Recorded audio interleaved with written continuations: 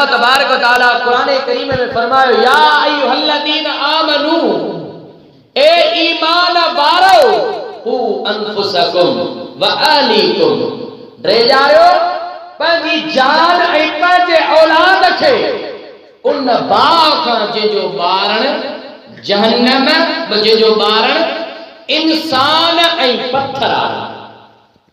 हाणे इन मुतालिक नंढड़े हूंदे ई हज़रत इमाम जाफर सादिक जो छा आलम हो।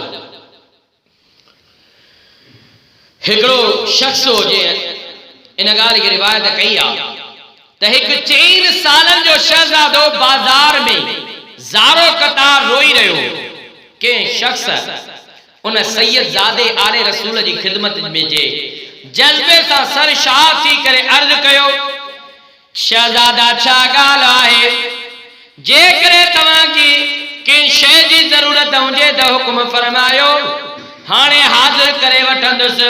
उहो ॿुधी करे ॿारड़े जे रोअण जो आवाज़ घणो बुलंद थी वियो ऐं ज़ारो कतार उहो नंढड़ो रोअण लॻो ऐं चई चाचा साईं अल्लाह पाक जे गज़ब ऐं जहन्नम जे अज़ाब जे दिल अज़ाब जी खौफ सां दिल ॿुॾी रही आहे। उन शफ़क़त विचां चयो अर्ज़ कयो शहज़ादा अव्हां त तमामु नंढड़ा आहियो हींअर खां ई एतिरो ख़ुदा जो खौफ़ रखियो आहे यानी तव्हां ॿार आहियो अत्मीनान रखो अल्लाह जे अज़ाब खां एतिरो न डिॼो।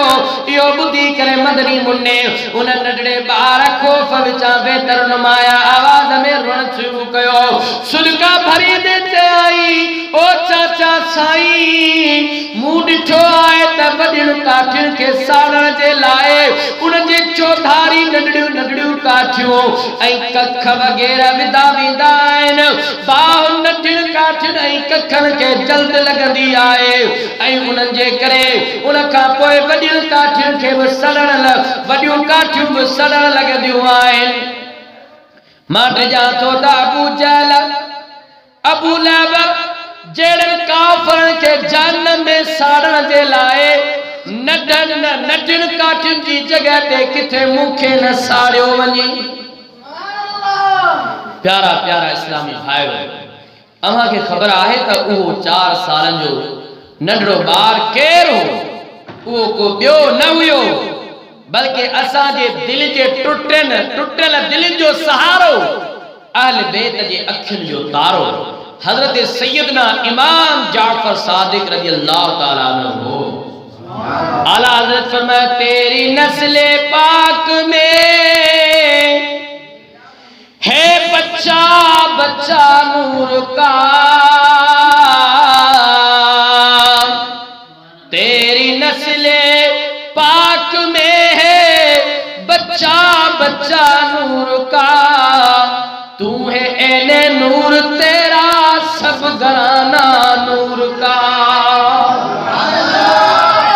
ए आशिकाने साहबा अहले बैत ॿुधो अव्हां त इमाम जाफर सादिक न ॾपण खां ई ख़ौफ़े ख़ुदा रखंदड़ हुआ। गौर त करियो अॼुकल्ह जो ॿार 4 सालनि जो थी वञे त उनखे पंहिंजी ख़बर ताईं नाहे हूंदी कुझु वॾो थींदो आहे त उनखे मोबाइल ते गेम खेॾण कार्टून ॾिसी करे दिलि विंदराइण मां वांदिका ई नाहे मिलंदी। पर हज़रत इमाम ज़ैनुल आबिदीन रहमतुल्लाह अलैह जे पोटे हज़रत इमाम सैयदना इमाम बाक़िर रहमतुल्लाह अलैह जे पुत्र हज़रत सैयदना इमाम जाफर सादिक रहमतुल्लाह ताला अलैह जो हाल इहो आहे जो वो नंढड़ी जमार में भी खौफ़े खुदा सबब बेकरार रहियो आहे। अखियुनि में लुड़कनि जी बरसात आहे जेका रुकजण जो नालो नाहे वठी रही। गणती इहा आहे त किथे मूंखे जहन्नम में न विधो वञे ऐं काश जो असांखे बि आई सोच नसीब थी वञे। ऐं काश जो असांखे खौफ़े खुदा में रोअण वारियूं अखियूं मिली वञनि। प्यारा इस्लामी भाइरो हिक ॿी ॻाल्हि जेका हिन हिकायत मज़ा मालूम थी असांजा बुज़ुर्गान सगोरा पंहिंजे ॿारनि खे केतिरी बेहतरीन ऐं ज़बरदस्त इस्लामी तरबियत कंदा हुआ ॾिसो त सही जो हज़रत सैयदना इमाम जाफर सादिक रहमतुल्लाह ताला अलैह 4 सालन जी नंढड़ी उम्र में अज़ाब जहन्नम खां बेकरार आहिनि ऐं इन फिक्र में अश्क बार आहिनि। 4 साल जी उम्र में अहिड़ी सोच तॾहिं थी सघे थी जॾहिं घर में वालदेन पिण ख़ौफ़े ख़ुदा रखण वारा हुजनि।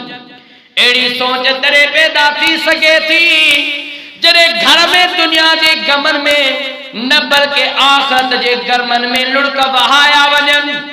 अहिड़ी पाकीज़ा सोच उन घर में ही पैदा थी सघे थी जी घर में नमाज़ुनि जो एतिमाम हुजे।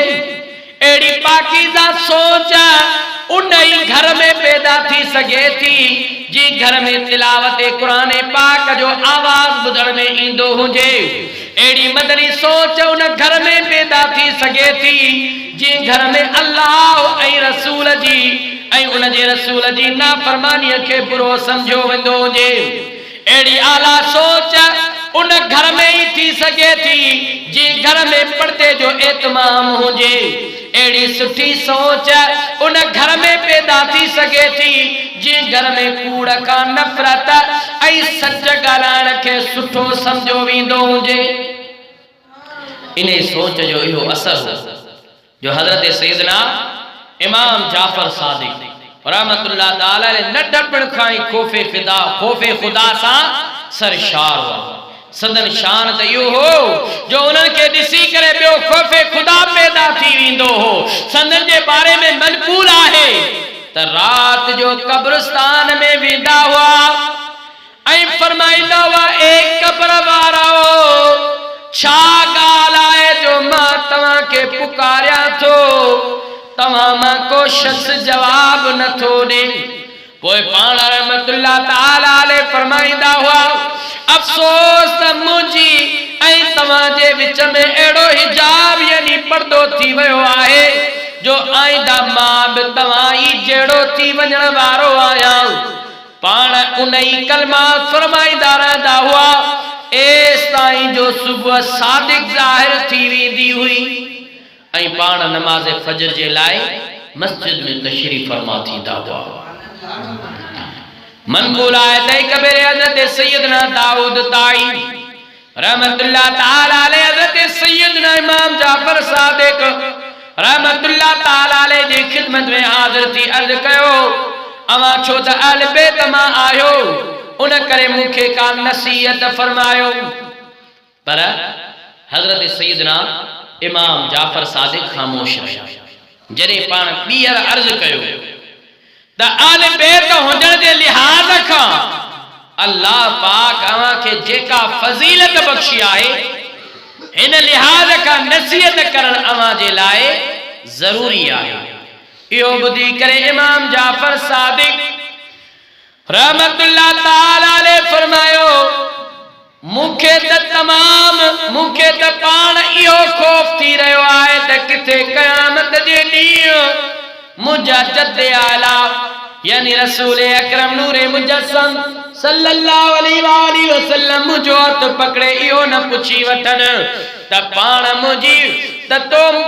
मुंहिंजी पैरवी छो न कई।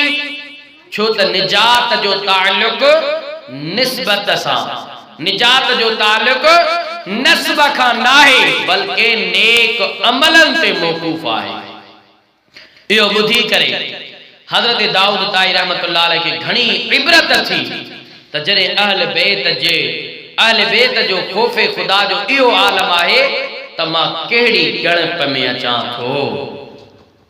प्यारा मोहतरम इस्लामी भाइरो असांखे बि इन्हनि ॻाल्हियुनि खे ज़हन में रखणु घुरिजे जो हज़रत सैयदना इमाम जाफर सादिक पाण फरमाए रहिया आहिनि त मूंखे त पंहिंजे ॾाॾे खां इन ॻाल्हि जो हया थो अचे त मूंखां पुछियो वञे। प्यारा इस्लामी भाइरो असां हज़रत सैयदना इमाम जाफर सादिक रज़ी अल्लाह ताला अन्हु जी सिर्फ़ हिकिड़ी तमाम ई प्यारी वस्फ़ ख़ौफ़े ख़ुदा बाबत ॿुधो जॾहिं त संदन जो शान इहो आहे त पाण हर वस्फ़ में बेमिसल ऐं बेमिसाल आहिनि। इबादत रियाज़त तकवा, जुहद, परहेजगारी, नरमी, शफकत, बुर्दबारी, खौफे खुदा, इल्म अमल, अलगर्ज पाण बेहतरीन इबादत ऐं आदत में आला दर्जे जा मालिक हुआ। अचो त संदन जो मुख्तसर तारुफ ॿुधूं था। हज़रत सैयदना इमाम जाफर सादिक जी विलादत बा सआदत 17 रबीउल अव्वल 83 हिजरी सूमर जे ॾींहुं मदीने शरीफ में थी। हज़रत सैयदना इमाम जाफर सादिक जी विलादत कहिड़ी तारीख़ थी हुई? 17 रबीउल अव्वल। सभई चओ कहिड़ी तारीख़? 17 रबीउल अव्वल हज़रत सैयदना इमाम जाफर सादिक जी विलादत थी हुई मदीने मुनव्वरा में 83 हिजरी। हज़रत इमाम जाफर सादिक रहमतुल्लाह ताला अलैहि जी कुनियत अबू अब्दुल्ला ऐं अबू इस्माइल आहे, जॾहिं त लक़ब फाज़िल ताहिर आहे। हज़रत सैयदना इमाम जाफर सादिक रहमतुल्लाह अलैहि हज़रत इमाम मोहम्मद बाक़िर जा वॾा साहिबजादा आहिनि। इहो असां यादि रखणु घुरिजे। हज़रत इमाम जाफर सादिक कंहिंजा पुट आहिनि? कुझु खे ख़बर आहे, मां ॿुधायां पियो न, सम्झो यादि कंदा। हज़रत सैयदना इमाम बाक़िर जा कंहिंजा? हज़रत इमाम बाक़िर जा वॾा पुट हज़रत सैयदना इमाम जाफर सादिक आहिनि। त हज़रत इमाम बाक़िर कंहिंजो पुट आहे? हज़रत सैयदना इमाम ज़ैनुल आबिदीन जो। त हज़रत इमाम जाफर सादिक हज़रत सैयदना ज़ैनुल आबिदीन जो छा थे? हज़रत इमाम जाफर सादिक जो इमाम ज़ैनुल आबिदीन ॾाॾो थे ऐं हज़रत इमाम ज़ैनुल आबिदीन जो हज़रत इमाम जाफर सादिक पोटो थे। हाणे ही हुयो वालिद जे तरफ़ा, पीउ जे तरफ़ा। ऐं संदन वालिदा जे बारे में ॿुधूं।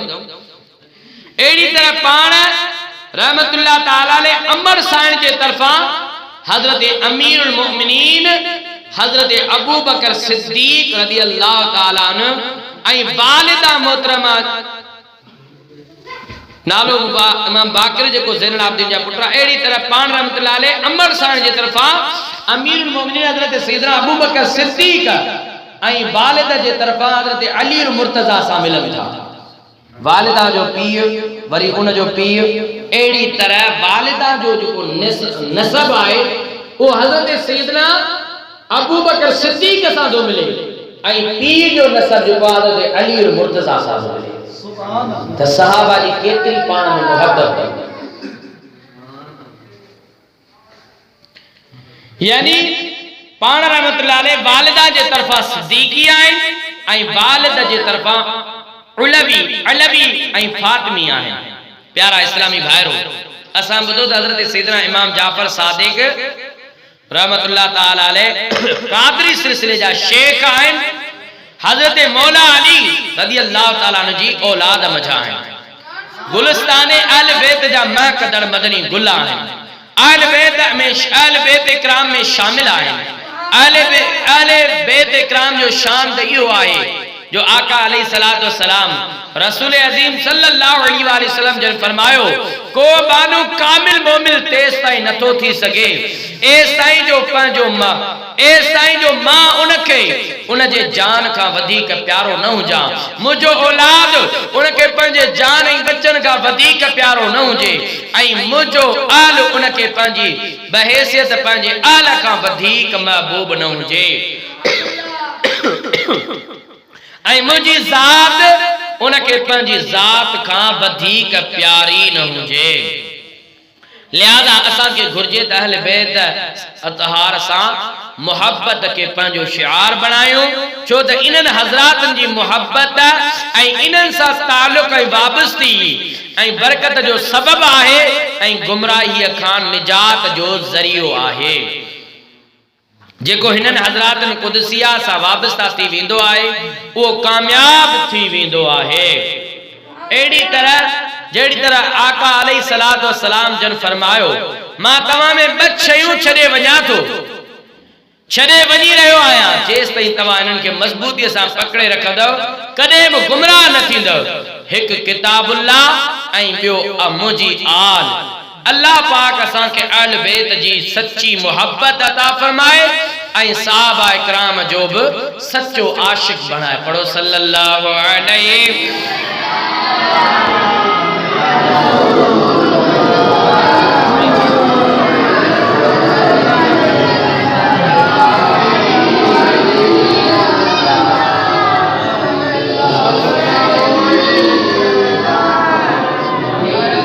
हज़रत सैयदना उमर बिन मिक़दाम रहमतुल्लाह ताला अलैहि बयान कनि था त मां जॾहिं बि हज़रत सैयदना इमाम जाफ़र सादिक खे ॾिसंदो आहियां त समझी वेंदो आहियां त हू अंबिया इकराम अलैहिस्सलातु वस्सलाम जी औलाद मां आहिनि। हज़रत सैयदना इमाम जाफ़र सादिक रज़ियल्लाहु ताला अन्हु माण्हुनि खे एतिरे क़द्र खाराईंदा हुआ जो कॾहिं कॾहिं घर वारनि जे लाइ बि कुझु बाक़ी न बचंदो हो। हज़रत सैयदना इमाम जाफ़र सादिक रज़ियल्लाहु ताला अन्हु खे 8 सालनि जी उम्र में 15 रजबुल मुरज्जब 148 हिजरीअ जो कंहिं बदनसीब ज़हर ॾिनो जेको संदन शहादत जो सबब बणियो। माना हज़रत सैयदना इमाम जाफ़र सादिक जो उर्स मुबारक कॾहिं आहे? 15 रजबुल मुरज्जब। ऐं हज़रत सैयदना इमाम जाफ़र सादिक कॾहिं ॼावा हुआ? 17 रबीउल अव्वल सूमर जे ॾींहुं ऐं 15 रजब ते संदन उर्स मुबारक आहे। कंहिं संदन खे ज़हर ॾिनो जंहिंजे सबब पाण शहादत माणियाऊं। हज़रत इमाम जाफ़र सादिक रज़ियल्लाहु ताला अन्हु जी मज़ार अक़दस जन्नतुल बक़िया में वालिद मोहतरम हज़रत सैयदना इमाम मोहम्मद बाक़िर जे बरसां आहे। सिद्दीक़ सादिक का तसद्दुक़ सादिकुल इस्लाम कर। सिद्दीक़ सादिक का तसद्दुक़ सादिकुल इस्लाम कर। बेग़ज़ब राज़ी हो काज़िम और रज़ा के। बेग़ज़ब राज़ी हो काज़िम और रज़ा के वास्ते। प्यारा प्यारा इस्लामी भाइयों, हज़रत सैयदना इमाम जाफ़र सादिक रहमतुल्लाह अलैह बेपनाह इल्म ऐं फज़ल जा मालिक हुआ। किरोड़े हनफिन जा इमाम हज़रत इमाम आज़म अबू हनीफ़ा रहमतुल्लाह अलैह जेके पाण इल्म जा समुंड हुआ, पाण वसूल इल्म दीन जे लाइ 2 सालनि ताईं हज़रत इमाम जाफ़र सादिक जी सोबत बाबरकत में रहिया। हज़रत इमाम आज़म अबू हनीफ़ा रहमतुल्लाह अलैह नुमान बिन सादिक खुद फरमाइन था लौ लसनतान हलकन नौमान। जेकॾहिं मुंहिंजी ज़िंदगीअ में उहे 2 साल जेके मूं इमाम जाफ़र सादिक जी ख़िदमत में गुज़ारिया न हुजनि हा त नुमान हलाक थी वञे हा। यानी हज़रत इमाम जाफ़र सादिक रहमतुल्लाह अलैह जी सोबत वारा उहे 2 साल हू पंहिंजी ज़िंदगीअ में निहायत ई अहम शुमार कया। प्यारा मोहतरम इस्लामी भाइयों, हाणे हज़रत सैयदना इमाम जाफ़र सादिक रहमतुल्लाह अलैह जेके वसीयतूं पंहिंजे पुट खे कयूं आहिनि उन्हनि मुतालिक़ कुझु ॿुधूं था ऐं उहो पाण पंहिंजे वालिद जी तरबियत जो मज़हर हुयो। तॾहिं त वरी अॻिते पंहिंजे पुट हालांकि आले रसूल आहिनि पर उन जे बावजूद छा था पंहिंजे पुटनि खे ऐं पंहिंजे मोहब्बत करण वारनि खे फरमाइनि। हिकु बुज़ुर्ग बयान कनि था हज़रत सैयदना इमाम जाफ़र सादिक रहमतुल्लाह ताला अलैह जे हिकु शागिर्द मूंखे ॿुधायो त हिकु भेरे मां हज़रत जी ख़िदमत में हाज़िर थियुसि त हज़रत सैयदना मूसा काज़िम रहमतुल्लाह ताला अलैह उन्हनि वटि वेठा हुआ ऐं पाण उनखे नसीहत करे रहिया हुआ। हज़रत मूसा काज़िम खे वो हज़रत सैयदना इमाम जाफर सादिक जो पुत्र केर हजरत सैयदना इमाम मूसा कासिम इहो पुत्र किंजो हो हजरत सैयदना इमाम जाफर सादिक जो उन्हनि जे शागिर्द जेका इमाम जाफर सादिक जो शागिर्द फरमाए त मां जेॾी महिल हाज़िर थियुसि इमाम जाफर सादिक जो उहो पंहिंजे पुट खे नसीहत करे रहियो नसीहतूं त तमामु घणियूं कया आहिनि पर जेको मूंखे यादि थियो उहो मां तव्हांखे ॿुधायां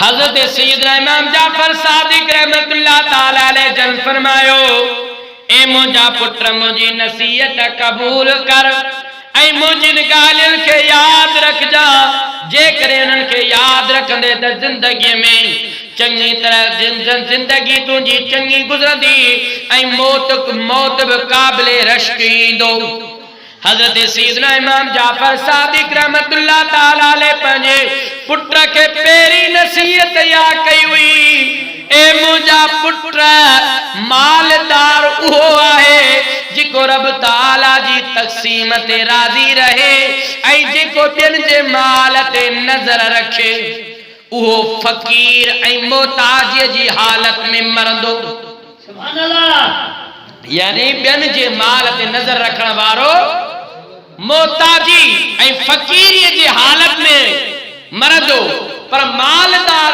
असल वो आहे जेको अल्लाह जे रिज़ा ते तक़सीम ते राज़ी रहे तक़सीम इलाही ते राज़ी न रहण वारो ॼण त अल्लाह पाक खे उन जे फ़ैसिले में तोहमत लॻाईंदो आहे पंहिंजी ग़लतीअ खे नंढो सम्झण वारो ॿियनि जी ग़लतीअ खे वॾो ऐं ॿियनि जी ग़लतीअ खे नंढो ख़्यालु करण वारो पंहिंजी ग़लतीअ खे वॾो सम्झंदो आहे प्यारा मोहतरम इस्लामी भाइरो इन नसीहत मां असांखे इहो सिखण जे लाइ मिलियो त पंहिंजे अंदरि किनात पैदा करियूं ऐं हर हाल में अल्लाह पाक जो शुक्र अदा कंदा रहूं ऐं हू मालिक जे हाल में रखे उन जी रिज़ा ते हर हाल में राज़ी रहूं हज़रत सैयदना इमाम जाफर सादिक रहमतुल्लाह ताला अलैह भी नसीहत इहा कई ओ मुंहिंजा लखते जिगर ओ मुंहिंजा पुट ॿियनि जे ऐबनि तां पर्दो हटाइण वारे जा पंहिंजा ऐब ज़ाहिर थी वेंदा आहिनि बग़ावत जी तलवार बुलंद करण वारो उन सां क़त्ल कयो वेंदो आहे कंहिंजे लाइ ॾुख खॾ खोटण वारो पाण ई उन में वञी किरंदो आहे बेवकूफ़नि जी सोबत में वेहण वारो हक़ीर ऐं ज़लील हूंदो आहे जॾहिं त आलिम सगोरनि जी सोबत इख्तियार करण वारो इज़त माणींदो आहे बुराइनि जी जॻह ते वञण वारे ते तोहमत लॻाई वेंदी आहे ॾिसो केतिरियूं प्यारियूं ऐं जामियूं मानियूं नसीहतूं आहिनि प्यारा मोहतरम इस्लामी भाइरो हिन नसीहत मां असांखे इहो मदनी फूल मिलियो मदनी गुल मिलियो त असां ॿियनि जा ऐब न खोलियूं हमेशह ॿियनि जी ख़ैर ख़्वाही करियूं ऐं आलिम सगोरनि जी सोबतुनि में वेहण जी कोशिश करियूं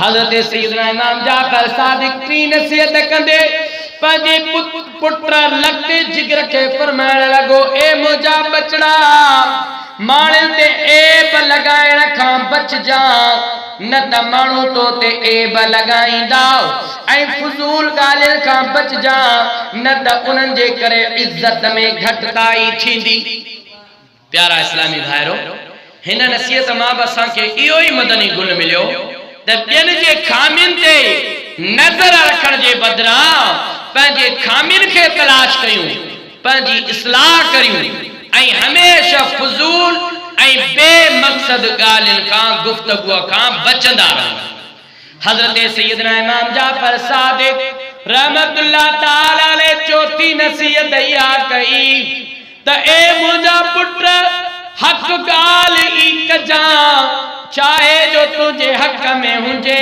या तुंहिंजे खिलाफ़ हुजे छो त मुज़म्मत तोखे पंहिंजी दोस्तन जे लाइ दोस्तन जे तरफ़ां ई सुणी पवंदी।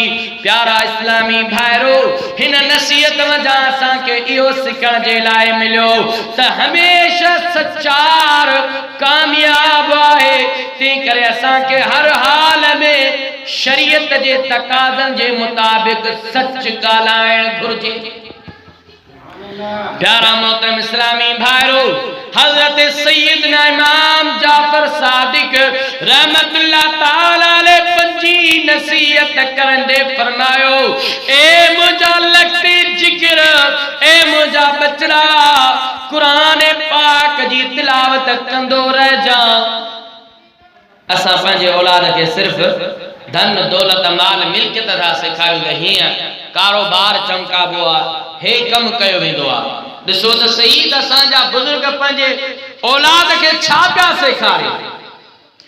ओ मुंहिंजा बचड़ा, कुरान पाक जी तिलावत कंदो रहिजा, सलाम खे आम कजा, नेकीअ जो हुकुम ॾिजा, बुराई खां मना कजा। जेको तोसां तालुक टोड़े तू उन सां रिश्तो जोड़जा। जेको तोसां न ॻाल्हाए तू उन सां ॻाल्हाइण में अगराई कजा। जेको तोसां कुछ घुरे उनखे अता कजा। चुगलखोरीअ खां बचजा, छो त उहा दिलनि में बुग़्ज़ पैदा कंदी आहे। माण्हुनि जा ऐब ॻोल्हींदो न रहिजा, छो त उहा शइ पंहिंजो पाण खे मुज़म्मत ऐं तोहमत जो हद बणाइण जे क़ाइम मक़ाम आहे। प्यारा भाइरो, हिन नसीहत मां हासिल थींदड़ तमाम मदनी गुल ज़िंदगी के बेतरब खां बेहतरीन बणाए सघनि था। पर याद रहे, असां पंहिंजे ज़िंदगी के बेहतरीन उन ई सूरत में बणाए सघूं था जॾहिं असां उन्हनि खुशबूदार क़ीमती नसीहतनि ऐं सोनारी उसूलनि खे दिल ऐं जान सां क़बूल कंदे अमल जी भी कोशिश कंदा रहूं। ए मुंहिंजा पुट, हज़रत सैयदना इमाम जाफर सादिक रहमतुल्लाह ताला अलैह पंहिंजे लखते जिगर पुट हज़रत सैयदना मूसा काज़िम रहमतुल्लाह ताला अलैह खे छई नसीहत जेका कई पाण पंहिंजे पुट खे कयां वाही आहे। ए मुंहिंजा बच्चा, जेकॾहिं मुलाक़ात जी तमन्ना हुजई त नेक माण्हुनि सां मिलजा, नाफरमाननि सां न मिलजा। छो त नाफरमान उन चट्टान जिया आहिनि जेके पाण जंहिंमहिल पाणी नाहे वहंदो, अहिड़े बण जिया आहिनि जेके सरसब्ज़ो शादाब नाहे थींदो, अहिड़ी ज़मीन जे मिसल आहिनि जंहिं ते गाह नाहे फुटंदो। प्यारा इस्लामी भाइरो, हज़रत सैयदना इमाम जाफर सादिक रहमतुल्लाह अलैह जी पंहिंजे पुट खे कयल नसीहत जो खुलासो ही आहे त मालदार उहो आहे जेको रब ताला जी तक़सीम ते राज़ी रहे। ॿियनि जा ऐब ढकिया वञनि, आलिमनि जी सोहबत ऐं आलिमनि जी सोहबत में विहणु घुर्जे। माण्हुनि ते ऐब लॻाइण खां बचणु घुर्जे। हमेशा हक़ ॻाल्हि करणु घुर्जे। कुरान पाक जी तिलावत करणु, सलाम के आम करणु, नेकीअ जो हुकुम ॾियणु, बुराईअ खां मना करणु, तालुक टोड़ण वारे सां तालुक जोड़णु, घर वारनि खे घुरण वारनि खे अता करणु, चुगलखोरीअ खां बचण जी कोशिश करणु घुर्जे। नेक माण्हुनि सां मिलणु घुर्जे ऐं बुरनि खां दूर रहणु घुर्जे। प्यारा मोहतरम इस्लामी भाइरो, असां हज़रत सैयदना इमाम जाफर सादिक रहमतुल्लाह ताला अलैह जो पंहिंजे पुट खे कयल नसीहतूं, हज़रत सैयदना मूसा काज़िम रहमतुल्लाह अलैह खे कयल नसीहतूं ॿुधियूंसीं। उन्हनि नसीहतुनि जी तरबियत जो इहो नतीजो हो जो हज़रत सैयदना मूसा काज़िम रहमतुल्लाह अलैह पंहिंजे वालिद जा सच्चा जानशीन पैदा थिया, साबित थिया। जो हज़रत सैयदना मूसा काज़िम रहमतुल्लाह अलैह जो रातूं पंहिंजे रब जी बारगाह में सजदन में ऐं ॾींहं रोज़नि में गुज़ारींदा हुआ। हिल्म ऐं बुर्दबारी जो पेकर हुअण जे करे संदन लक़ब काज़िम यानी गुस्से के पीअण वारो मशहूर थियो। नालो उन जो आहे हज़रत मूसा ऐं उन जो माना गुस्से के पीअण जे करे हज़रत सैयदना मूसा काज़िम चयो वेंदो आहे। तो प्यारा मोहतरम इस्लामी भाइरो, ही आहे औलाद जी तरबियत।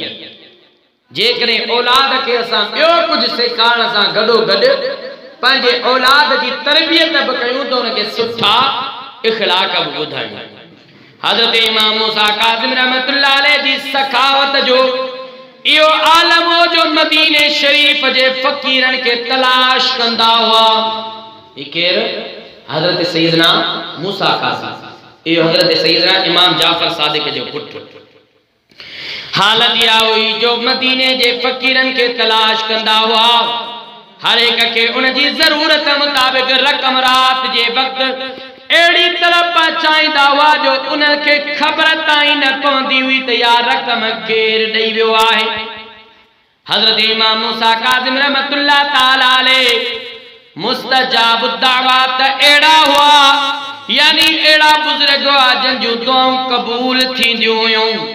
उन जे करे जेके माण्हू खेसि दुआ जे घुराईंदा हुआ उहे पंहिंजे मक़सद खे माणींदा हुआ ऐं उन्हनि जूं हाजतूं पूरियूं थींदियूं हुयूं। बल्कि संदन जो शान त इहो हो जो संदन जे विसाल खां पोइ बि उन्हनि जी क़ब्र अनवर ते वञी जेका दुआ घुरी वेंदी हुई अल्लाह पाक क़बूल कंदो हो। हज़रत शेखुल इस्लाम इमाम कल्ला रहमतुल्लाह ताला अलैह फरमाइन था मूंखे जॾहिं बि को मामलो दरपेश थींदो आहे त मां इमाम मूसा काज़िम बिन हज़रत सैयदना इमाम जाफ़र सादिक जे मज़ार ते हाज़िर थी संदन जे वसीले सां दुआ कंदो आहियां। अल्लाह पाक मुंहिंजी मुश्किल के आसान करे मुंहिंजी मुराद पूरी फरमाईंदो आहे।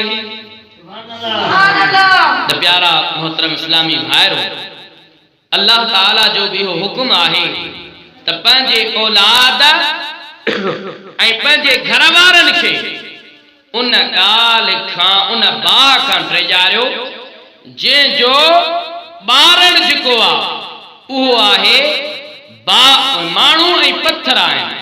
त लिहाज़ा असांखे घुर्जे त असां इन्हनि ॻाल्हियुनि ते अमल कंदे पंहिंजे औलाद खे नसीहतूं ऐं वसियतूं बि कयूं। वधीक कुझु नसीहतूं ॿुधी करे इंशाअल्लाह अज़्ज़ व जल बयान खे इख्तिताम जे तरफ़ आणियूं था।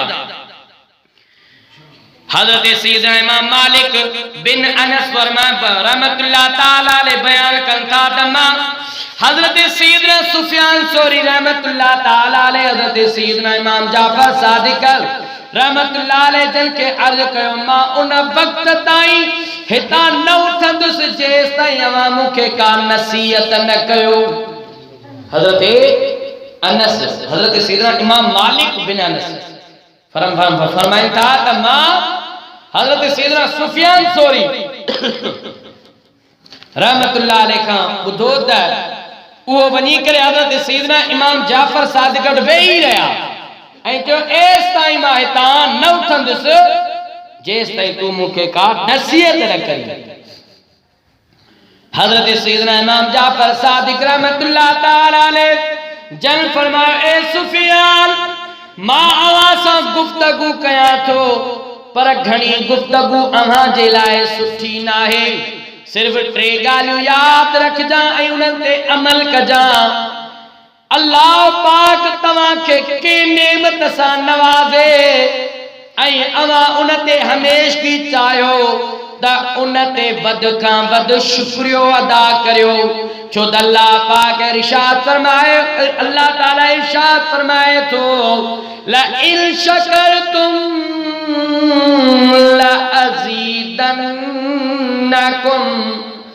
तर्जुमो जॾहिं तव्हां शुक्र कंदव त मां तव्हांखे वधीक ॾींदुसि। इहो असांखे बि पंहिंजे दिलि में इन ॻाल्हि खे सजाइणु खपे। हज़रत इमाम जाफ़र सादिक छा फरमायो त जेका तव्हांखे चीज़ सुठी लॻे अव्हां खे जेका नेमत मिली आहे ऐं उन ते हमेशह इख्तियार करणु चाहियो त अल्लाह जो शुक्र अदा कंदा कयो। शुक्र कंदा त अल्लाह ताला उनखे मज़ीद हमेशह रखंदो। जेकॾहिं तव्हांखे रिज़्क़ में ताख़ीर महसूस थिए, जेकॾहिं रिज़्क़ में तंगी आहे, परेशानी आहे, त हज़रत सैयदना इमाम जाफर सादिक फरमायो जेकॾहिं तव्हांखे रिज़्क़ में ताख़ीर महसूस थिए त इस्तिग़फ़ार जी कसरत करियो। छो त अल्लाह ताला क़ुरान करीम में फरमायो फ़क़ुल्तु तग़फ़िरू व रब्बकुम, पोइ मूंखे न चयो त पंहिंजे रब खां माफ़ी घुरो, इन्नहु कान गफ़्फ़ारा, रब माफ़ी घुरो, वो तमाम घणो माफ़ कंदड़ आहे। युरसिलिस समाअ अलैकुम मिदरारा व युमदिदकुम बिअमवालिन व बनीन व यजअल लकुम जन्नातिन व यजअल लकुम अनहारा। पोइ मूं चयो त पंहिंजे रब खां माफ़ी घुरो, उहो तमामु घणो माफ़ फरमाईंदड़ आहे, तव्हां ते वॾा फुड़ो ऐं तिखी बारिश मोकिलींदो आहे, ऐं माल ऐं पुटनि सां तव्हांजी मदद कंदो, ऐं तव्हांजे वास्ते बाग बणाए छॾींदो, ऐं अव्हांजे वास्ते नहरू बणाए छॾींदो। हीअ टी नसीहत ऐं आख़िरी नसीहत दिल जे गहराई सां।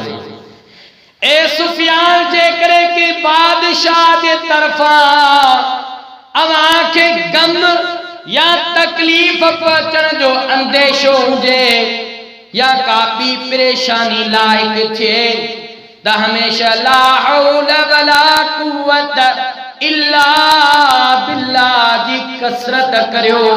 छो त इहो कुशादगीअ जी चाबी ऐं जन्नत जे खज़ाननि मज़ा हिकु खज़ानो आहे। हज़रत सैयदना सुफियान सौरी रहमतुल्लाह ताला अलैह फरमायो टे ॻाल्हियूं आहिनि, केतिरियूं सुठियूं ॻाल्हियूं आहिनि। हज़रत सैयदना इमाम जाफर सादिक रहमतुल्लाह ताला अलैह जन फरमायो अल्लाह पाक जो कसम, अबू अब्दुल्ला इन्हनि खे समझी वरितो ऐं अल्लाह पाक उन्हनि खे उन्हनि मज़ा फ़ाइदो पहुचायो। प्यारा मोहतरम इस्लामी भाइरो, असांखे घुर्जे त असां अल्लाह पाक जो शुक्र अदा कंदा रहूं ऐं तौबा इस्तिग़फ़ार कंदा रहूं ऐं हमेशह का बि परेशानी अचे, कर्ज़दारी या छेड़नि झटनि जे मामले में हेॾां होॾां कहिड़े बि हिसाब सां परेशानी थिए, गाॾी ख़राब थी पए, पेट्रोल ख़तम थी वञे, या ॿियो जेको बि घरेलू मामला हुजनि, रिश्तनि जा मामला हुजनि, केरु अव्हांखे परेशान करे रहियो हुजे त ला हौल वला कुव्वत इल्ला बिल्लाहिल अलीयुल अज़ीम जी कसरत करियो। प्यारा प्यारा इस्लामी भाइरो, असां हज़रत सैयदना इमाम जाफर सादिक रज़ी अल्लाह ताला जे बारे में ॿुधी रहिया हुआसीं। हिन ई महीने में संदन जो योम उर्स आहे। हज़रत सैयद और संदन उर्स जी मुनासिबत सां कई आशिकान रसूल हज़रत सैयदना इमाम जाफर सादिक रहमतुल्लाह अलैह जे ईसाले सवाब जे लाइ खीरणी वग़ैरह ते फातिहा ख़वानी कराईंदा आहिनि, जन खे कूंडा चयो वेंदो आहे। अमीर अल सुन्नत दामत बरकातुहुल आलिया पंहिंजे रिसाले कफन जी वापसीअ में सफ़ा नंबर 15 ते फरमाइनि था, अहिड़ी तरह 10 बीबियुनि जी कहाणी, काठेर जी कहानी, जनाबे सैयदा वारी कहानी सभु मन घड़त किस्सा आहिनि। इन्हनि खे न पढ़ियो वञे, इन्हनि जे बदिरां यासीन शरीफ़ पढ़ी वठो त जीअं 10 क़ुराननि जो सवाब मिले। ही यादि रखे त कूंडे में ई खीरणी खाराइण ज़रूरी न आहे, ॿियनि थावनि में बि खाराए त ॿियनि थावनि में बि खाई ऐं खाराए सघो था। ईसाले सवाब यानी सवाब पहुचाइण क़ुरान करीम अहादीस मुबारका में साबित है। ईसाले सवाब दुआ के जरिए भी करे सघिजे थो। खाधो वग़ैरह पचाए उन ते फातिहा ॼारे सघिजे थी। कूंडन जी न्याज़ ईसाले सवाब ई आहे। उहा हिकु सूरत आहे। इनके नाजायज़ चवण शरीयत ते इफ्तिरा यानी तोहमत लगाइण वारो आहे। प्यारा इस्लामी भाइरो, असांखे भी इन महीने में पंहिंजे बुजुर्गन पंहिंजे खानदानन जे मरहूमियन ऐं सजी उम्मत जे लाइ ईसाले सवाब करण घुर्जे। अल्लाह पाक अमल जी तौफीक अता फरमाए। सल्लु अलल हबीब सल्लल्लाहु तआला अला मुहम्मद सल्लल्लाहु अलैहि वसल्लम। अल्लाह तबारक व तआला सां दुआ वा जेको कुछ असां ॿुधोसीं निहायत ही अहम ॿुधोसीं। इन्हनि ॻाल्हियुनि ते असांखे अमल जी सआदत नसीब फरमाए। व आखिर दावाना